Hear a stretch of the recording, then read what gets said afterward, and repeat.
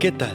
Bienvenidos una vez más al devocional con el pastor Gerson González, donde día a día nos acercamos a las Escrituras para conocer y experimentar el poder del Evangelio. Deseamos que seas grandemente bendecido mientras escuchamos la palabra de Dios, porque la palabra de Dios no está presa. Comenzamos. Muy buenos días, el Señor sea con cada uno de vosotros y la gracia del Señor siga obrando en nuestras vidas. Bueno, estamos hablando de la verdad y vamos a continuar destacando o resaltando la importancia de amar, de defender, de proclamar la verdad, de vivir la verdad de Dios en nuestras vidas. Estamos hablando de Cristo como el Señor de la iglesia. Esta es la realidad. Nadie es Señor de la iglesia, sino solo aquel que la compró a precio de sangre. Así que hemos hablado de la jefatura de Cristo y del señorío de Cristo sobre nuestras vidas. Una experiencia tanto personal como comunitario en la vida de la iglesia. Hemos mencionado los primeros 3 principios bíblicos sobre la presencia de Cristo en la iglesia. Número 1, Cristo es la cabeza de la iglesia. Número 2, Cristo es el Salvador de la iglesia. Número 3, Cristo es el dueño de la iglesia.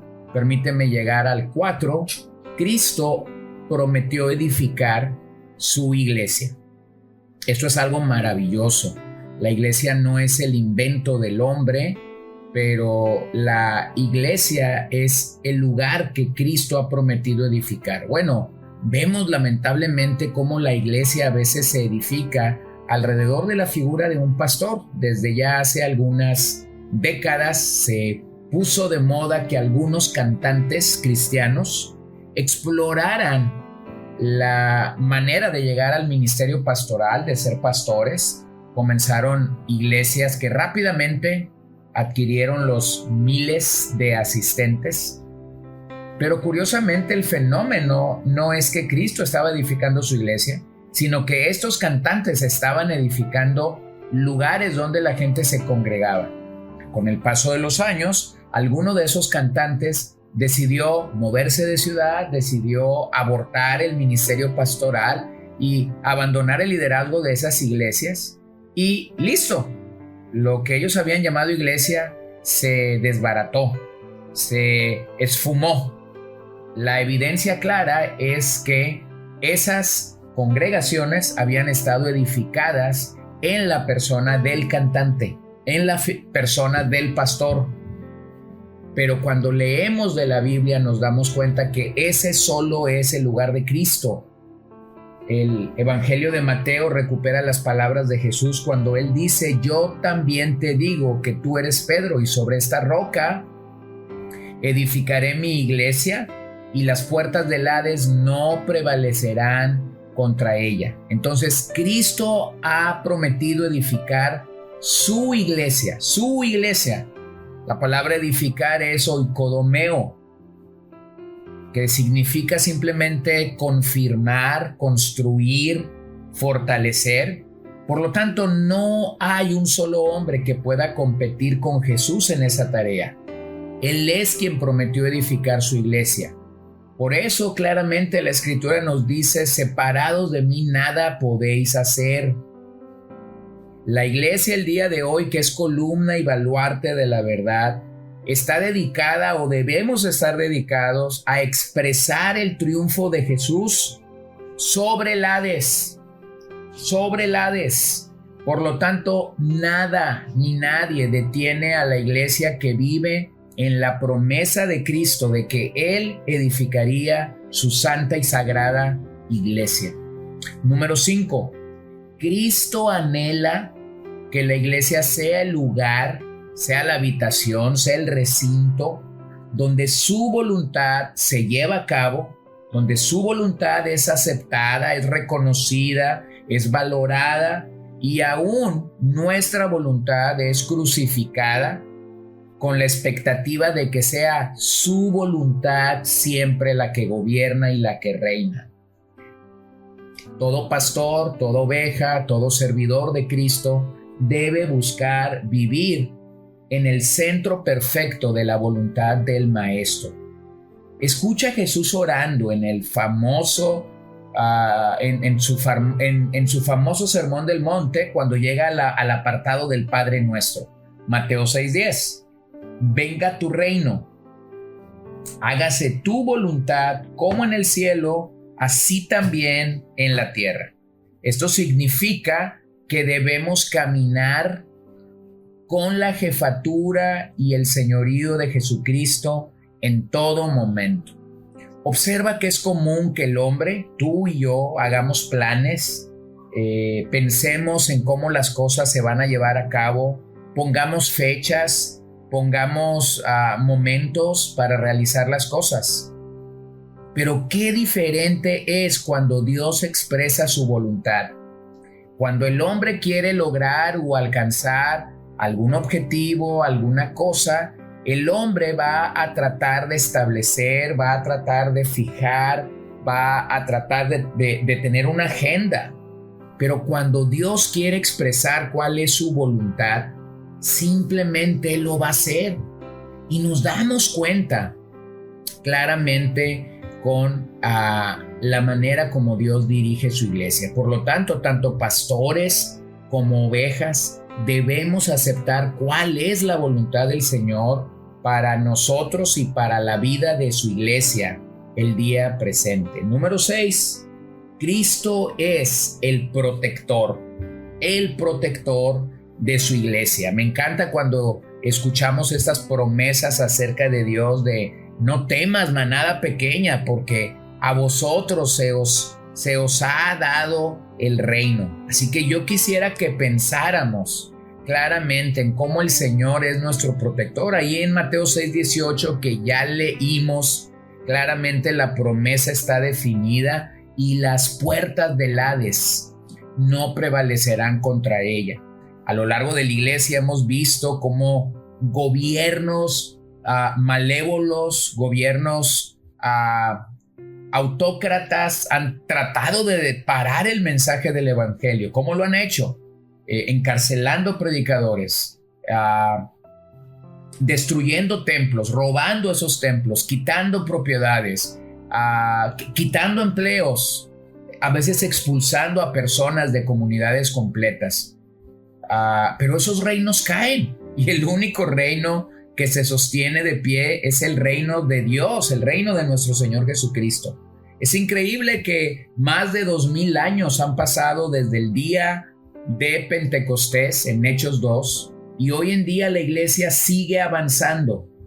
Este es el estado de la iglesia de Cristo. La iglesia siempre avanza, avanza en persecución, avanza cuando hay muerte, avanza cuando hay perversión o perversidad de nuestros enemigos. Hay una sola razón y no es arrogancia, pero es que la iglesia de Cristo es indestructible. Sí, la iglesia de Cristo es indestructible a través de los méritos de su fundador. La iglesia ha tenido que superar tantas cosas, tantas adversidades, herejías, falsos maestros y profetas, pecados, lobos vestidos de oveja, lobos rapaces como el Nuevo Testamento los identifican, persecución por los no creyentes, ataques diabólicos. Bueno, los primeros 300 años de vida de la iglesia fueron tremendos. Muchísimos cristianos, incluyendo a los apóstoles reales de nuestro Señor Jesucristo, murieron como mártires. Pero tenemos promesas en Él. Nadie nos arrebatará de su mano. El emperador romano Nerón, quien ordenó la decapitación de Pablo, quien ordenó que Roma fuera quemada y quien después culparía a los cristianos, no entendía por qué cuando mataba a los cristianos, estos se ponían a cantar y a glorificar a Dios. Actualmente en la China comunista, muchos han estado dando su vida por Cristo, pero hay más de 100 millones de nuevos nacimientos creyentes en este país y ellos están preparados para salir y evangelizar al mundo entero. Observa cómo la persecución nunca le ha hecho daño a la iglesia. La iglesia sigue de pie. Bueno, número 7 para terminar este día. Cristo es el que añade a la iglesia. Oh, cuánto me ha bendecido saber y entender que Cristo es el que añade a la iglesia. Las palabras de Lucas en Hechos 2:47 son claras. Alabando a Dios y teniendo favor con todo el pueblo.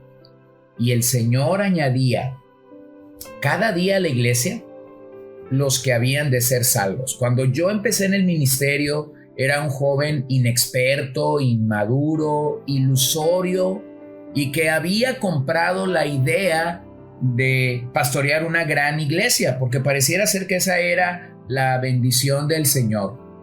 Pero rápidamente me di cuenta de que no había método alguno, nuestras intenciones no eran suficientes y que solo el Señor es quien hará la obra en nosotros, con nosotros y a través de nosotros. Así que eso me ha dado tremendo descanso. La palabra añadir significa colocar.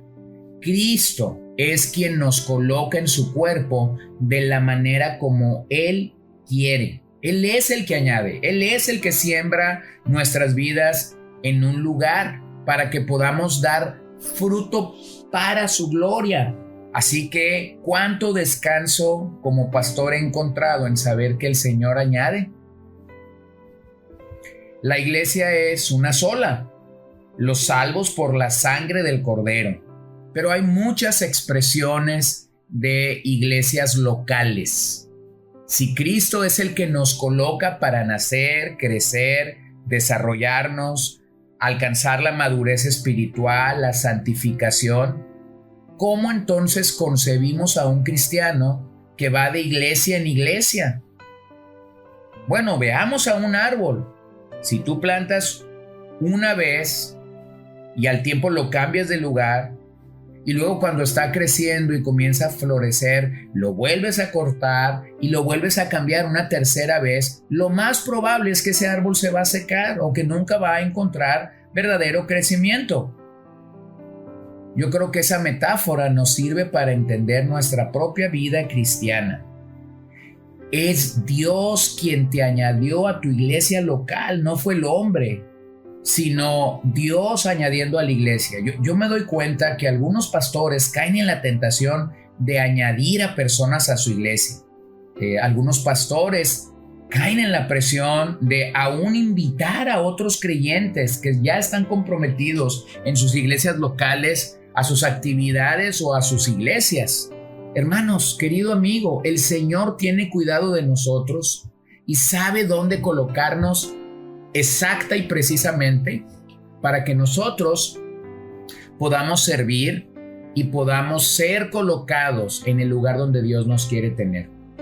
Allí es donde nosotros realmente mostramos que estamos bajo la jefatura y la autoridad de nuestro Señor Jesucristo. Bueno, vamos a orar esta mañana y vamos a dar la gloria y la honra al Hijo. Padre, gracias te doy en esta hora que nos permites a poder tomar este tiempo nuevamente para buscarte. Nos permites poder tomar este tiempo para concentrarnos en ti, para adorarte, para glorificarte. Yo soy tan agradecido de que tú diste la promesa de edificar tu iglesia y que las puertas del Hades no prevalecerán contra ella. Tu voluntad es perfecta y por eso, Señor, es que tú nos añades en lugares específicos. Así que yo pido que cada uno de mis oyentes pueda tener una iglesia local donde tú le has añadido y ellos puedan crecer en esos lugares para tu gloria. Humíllanos si es necesario, quebrántanos si es necesario, ayúdanos a pedir perdón y estar a cuentas en los lugares físicos y en la iglesia local donde tú nos estableciste, porque lo más importante no es que el hombre gane, sino que Cristo sea glorificado. Así que pedimos todo esto en tu nombre y te damos gracias, Señor. Amén. Gracias por acompañarnos el día de hoy. No olvides compartir este devocional con todos tus conocidos y recuerda que puedes seguirnos en Podbean, Spotify y Facebook como CCBN Los Mochis para que puedas escuchar todos los mensajes, los devocionales y también seguir nuestras transmisiones en vivo. Esperamos que nos acompañes el día de mañana.